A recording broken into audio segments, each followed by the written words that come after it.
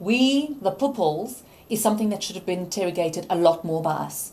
And it's certainly something that once brought to our attention, we reflected on and acknowledged that it was indeed offensive and that it was indeed wrong to have cast the electorate in such a difficult light. Because the truth be told is we serve the electorate, we serve the people.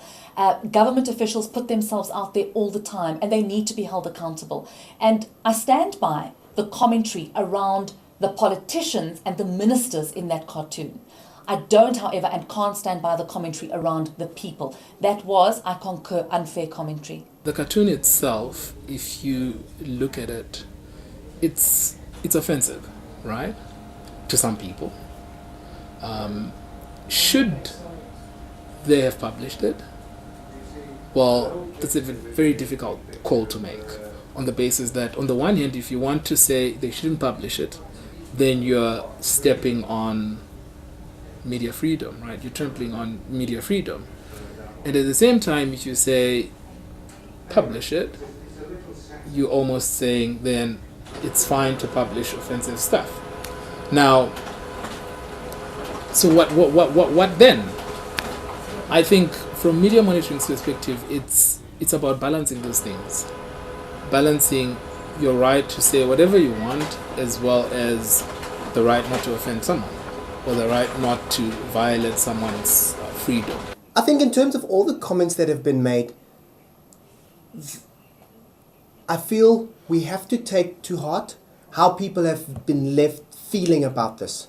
And that's why we took the decisions that we did to apologize. We had a discussion with our cartoonists. They put out a statement apologizing as well, taking down the cartoon.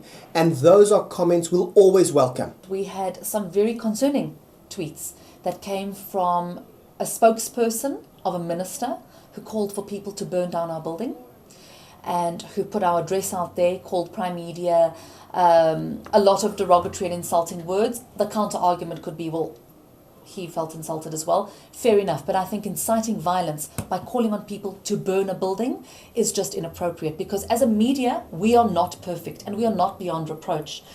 And with freedom of expression and freedom of media, there does come a responsibility. At the same time, I'd like to turn that around as well and say to a government spokesperson, there is a responsibility. There are things that happen. People say things. People say what they want. But if it incites violence, then there is a problem. But then again, it's about us having that discussion, a very honest discussion with each other, without necessarily inciting other people to be violent over issues that perhaps could be spoken about. The debate has now become a political debate, actually. And I think we need to be mindful of what we're discussing. If we're talking about genuine sentiment around a cartoon, then absolutely we must have that debate. But if we're going to use an opportunity to march outside a media house, which is fair enough because everybody has a right to march and express their views like that.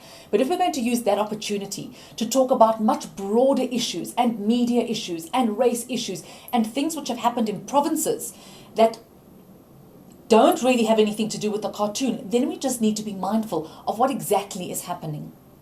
You also need to understand who the audience of Primedia are.